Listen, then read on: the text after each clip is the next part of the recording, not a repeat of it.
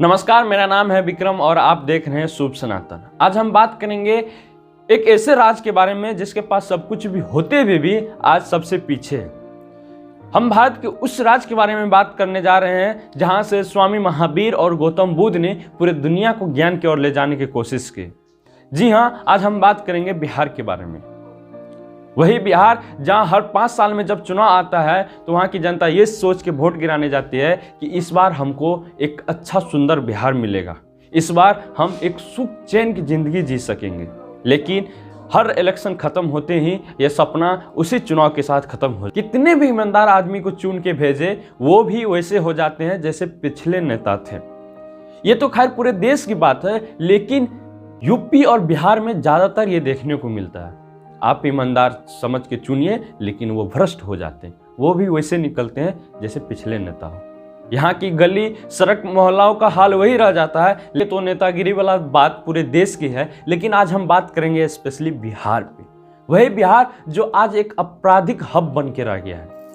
अलग अलग राज्य की बात करें तो सब राज्य जैसे जैसे टाइम बढ़ा, आगे बढ़ा, अपराध कम हुआ, लेकिन बिहार में वही का वही स्थिति रहा। वर्तमान सरकार कहती है कि पिछले सरकार की गलती है, पिछले सरकार कहती है कि वर्तमान सरकार की गलती है, लेकिन इस बीच में जनता का क्या हाल है ये कोई नहीं देखता। अपराध इतना बढ़ गया है यहाँ पे कि अगर आपको आंकड़ा दिखाएं तो आप भी सोचिएगा कि इस समय इतना अपराध कैसे हो सकता है। जहां सब राज्य के अपराध की डाटा नीचे गिरता है तो यहाँ पे दर दिन प्रतिदिन यहाँ पे बढ़ते ही जा रहा है। अगर आपको समझ में नहीं आया तो मैं अभी आपको डाटा दिखाता हूं। ये डाटा देखिए, आपके स्क्रीन पे जो ये डाटा दिख रहा है, इस डाटा में आपको क्लियरिटी दिख रहा होगा 2001 से 2020 तक का। ये डाटा ऑफिशियली पुलिस विभाग के द्वारा, मतलब बिहार गवर्नमेंट के द्वारा जारी किया गया। आप समझ सकते हैं कि किस तरह से, और अच्छे से देखिएगा कि इसमें जिस को लेकर सरकार वादा करते हैं वही चीज ज्यादा हुआ है। ऐसा कोई दिन नहीं है जब यहाँ के अखबार में अपराध के मामलों से भरा नहीं हो।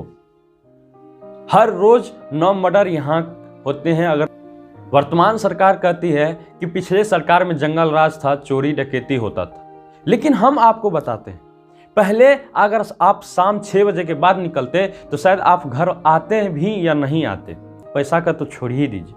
और आज है कि अगर आप रात 9 बजे के बाद निकलते हैं तो पता नहीं आप घर आइएगा या नहीं आइएगा। अगर आ भी गए तो पता नहीं आपका मोबाइल और पैसा बचेगा या नहीं बचेगा, आपका बैग बचेगा या नहीं बचेगा।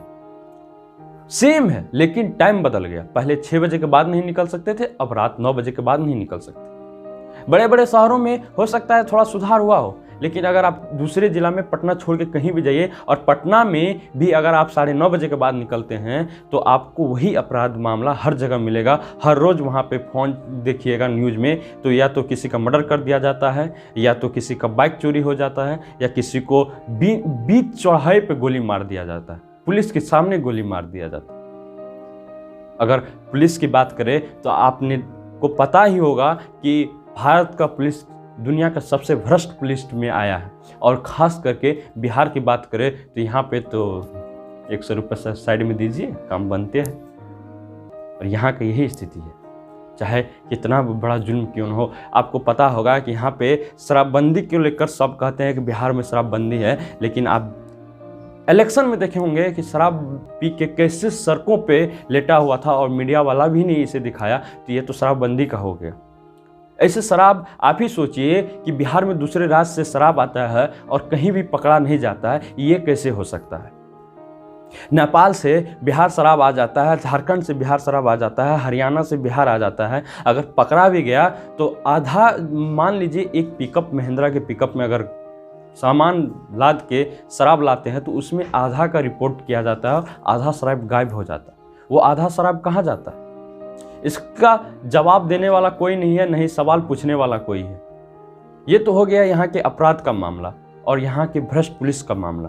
खैर, शराबबंदी को साइड कर दीजिए, हम आपको एक उदाहरण देते हैं। जाति प्रमाण पत्र या आवासीय प्रमाण पत्र अब अगर बनाने जाते हैं तो वहाँ पे अगर आप पैसा नहीं देते हैं तो आप सालों साल झूलते रह जाइएगा, आपका नहीं बनेगा। ये बिहार की स्थिति है। हर चीज़ में आपको पैसा देना पड़ेगा। यहाँ पे करप्शन इतना है और सरकार जब भी चुनाव आती है तो यही कहते हैं कि हम करप्शन हटाएंगे। और चाहे वो ऑप्शन भी तो इसे बिहार में 2 ही हैं, चुने तो चुने किसे, या तो नीतीश को चुने या तेजस्वी यादव को चुने। यहाँ पे तो कैंडिडेट भी 2 ही हैं, जनता भी मजबूर है। और सब तो आप जानते हैं राजनीतिक में मिली भगत होता है, एक ही थाली के चट्टे पट्टे होते हैं। ये कहानी है बिहार का अपराध का, भ्रष्ट का, यहाँ के सिस्टम भ्रष्ट सिस्टम का। अगर आप शिक्षा की बात करें तो यहाँ का शिक्षा आपने न्यूज चैनलों में देखा ही होगा कि किस स्तर पे है। यहाँ पे 10वीं की परीक्षा की कॉपी 5वीं की शिक्षक से करवाया जाता है जांच, और 12th की कॉपी को यहाँ के 8वें क्लास के जो टीचर हैं उससे करवाया जाता है। तो अब यहाँ के शिक्षा का स्तर जान ही सकते हैं। हर सरकार का कहना है कि हमने शिक्षा में सुधार किए हैं। अगर आप आइएगा तो यहाँ के स्कूल को देखिएगा तो आपको समझ में आ जाएगा कि यहाँ में शिक्षा में कितना सुधार हुआ है। अगर यहाँ के बिहार के बच्चा अगर बाहर पढ़ने नहीं जाए तो अगर आप जो ये न्यूज़ में हर बार सुनते हैं कि बिहार से सबसे ज़्यादा इंजीनियर और यूपीएससी क्रैक हुआ है, ये नहीं होगा।